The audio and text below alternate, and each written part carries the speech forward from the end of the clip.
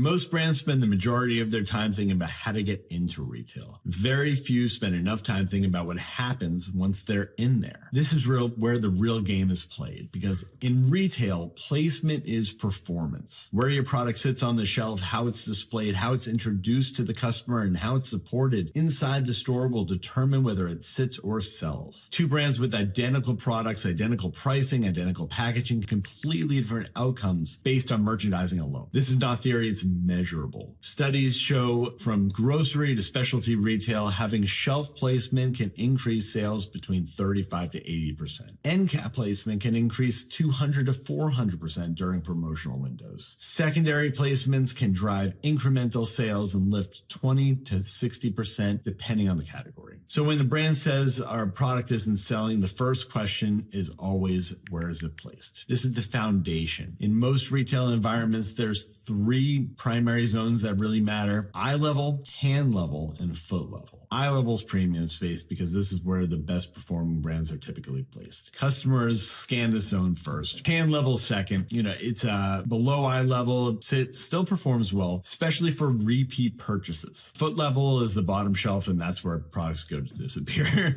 So this is the reality. As a new brand, you're not going to start at eye level. You'll often start at hand level, if not lower. And this is where the real strategy comes in, because placement is not just negotiated, it's earned through movement and supported through merchandising. The economics behind placement in large retail, premium placement comes at a cost. End caps can range from $1,000 to $10,000 per store per promotional period. National promotions can run into the hundreds of thousands of dollars. Temporary price reductions are often required to support the placements, and they can reduce margins by 15 to 30% during the promotional window. Now, compare that to independent retail, because end cap placements can often be negotiated through the relationships and supported through smaller promotional investments, if anything. In many cases, a store owner will provide secondary placement in their store anyway. So costs are significantly lower. A small independent retailer might offer an end cap of $50 to $300 if you want to pay for it. In some cases, there's no cost to anything at all. So it's really about the relationship, and independent retail creates opportunity with that section. Knowing the retail placement matters is not enough. It's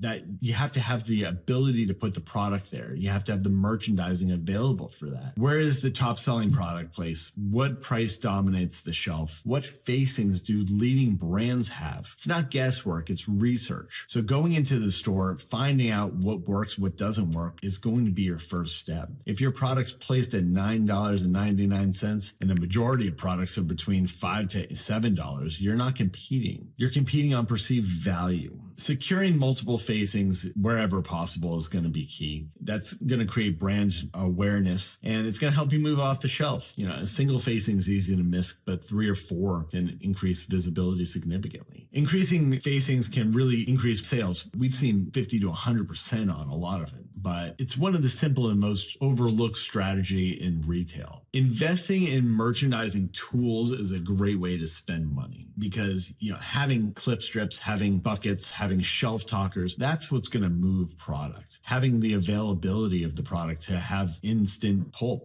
it's all about availability. The cost per unit is usually between 50 cents to $2, depending on your conversion. But having that clip strip can increase conversion by 25%. Countertop displays usually cost is between 15 to 75 cents per material design. But if you're able to get on the checkout counter, you can expect a 40% increase in sales. So floor displays are important. The cost is higher for those, about 75% for 300 for cardboard displays, about 300, 1500 for more permanent fixtures. But the impact can double or triple during promotional periods. So don't just send a display and assume it'll be used. You need the distributor to be on board. You need the merchandising done. Bringing in real world examples. Death Wish Coffee, they built in-store momentum by focusing on bold in-store displays. Their branding stood out. More importantly, they secured the placement with the independent retailers first. They understood that the first step to being purchased was being seen, and later this translated into more broad retail success. Secondary placement means that your product's going to appear in more than one location in the store. For example, a snack placed in a snack aisle and also near checkout. This can increase about 15 to 30% without really changing anything about the product itself. Dang Foods used secondary placement in their natural food stores. And we saw, I think it was about 15-20% just by having that secondary placement. Usually leveraging sampling and merchandising is important. Sampling is really about letting people try your product. It creates movement. It also is a good part of a well-executed strategy because it creates repeat customers. The cost breakdown is about $50 to $150 per event. Staffing, $0 if you do it, $100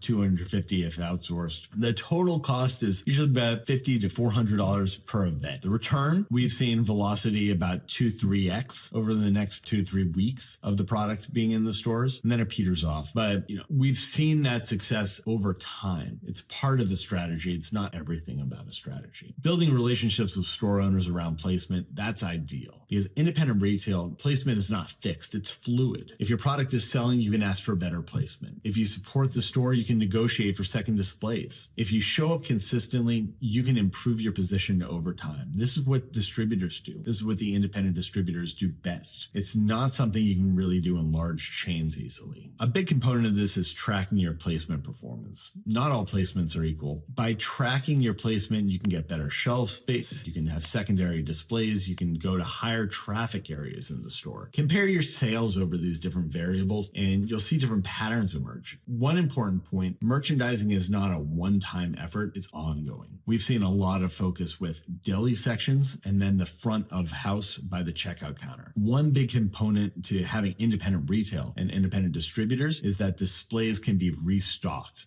Having empty displays is a big issue for larger retail. The shelf positions need to be maintained. If the store staff turn over, you have to reintroduce your product. This is where consistently separates successful brands from struggling ones. Now, before I go into deeper, more advanced merchandising strategies, I want to pause for a moment because managing merchandising, store visits, distributor communications, and growing planning can quickly become overwhelming. I'm going to take a short break from the video. I want to tell you about our sponsor, Transcriptor. It's made our work a lot easier lately. If you're a business owner, most of your day probably revolves around meetings like mine does. Team meetings, client calls, investor discussions, business development conversations. Every meeting usually is the same story. It's organizing notes, clarifying decisions, and defining who's responsible for what. That's where Transcriptor really comes in. It automatically records your meetings, instantly transcribes them, and then summarizes them for you to extract the key action item. One way that we've used it is talk to your meetings. This way, you never really miss your critical decisions. You can search your past meetings through a search function, and you can ask questions like, what was the final decision on the product? What was the price that we agreed upon? You can get clear answers in seconds, and it's incredibly valuable, especially for teams, because conversations don't just disappear. You build institutional memory. Plus, it's got enterprise data security infrastructure, so all your data is protected. It's both practical and professional as far as a solution. And if you're tired of dealing with the post-meeting notes and trying to keep track of everything, I highly recommend checking them out. They give you 300 minutes for free in the link below if you put in your business email, and it's been a great help to our organization. Now, if we can move back into advanced merchandising strategy, one of the most interesting perspectives that we've worked with is creating visual disruption. So we work with our distributors to do this, and retail shelves, especially in the C-store and truck stops, they're overcrowded. We've been able to use disruption through color, packaging shape, display design. It's an intentional purpose. And as far as an example, Banana, they use bright, unconventional packaging to stand out in the crowded snack aisles. We used it in conjunction with the strong merchandising through the distributors, and we gained a lot more attention through the independent retail stores because they were able to disrupt the pattern. Align the placement with customer behavior. Where do customers normally pause? Where do they make the decisions? Where is the impulse buys? Going into the stores, understanding the customers is going to be a huge component as far as making this program work. Think like a retailer, think like a customer. Retailers care about the sales per square foot. If your product generates more revenue per inch of shelf space, you become more valuable. And when you become more valuable, you can then leverage that into better placement, more facings, more opportunities. So if there's one thing about this conversation I want you to take away, it's that merchandising is not decoration. It's strategy. It's all built on experience. And you're not going to get that experience unless you go into the stores and witness the people interacting with your product. It's about positioning. It's about performance. And in many cases, it's the difference between selling the product and having the product sit on the shelf. Because in retail, visibility creates opportunity, and opportunity, when executed correctly, becomes revenue.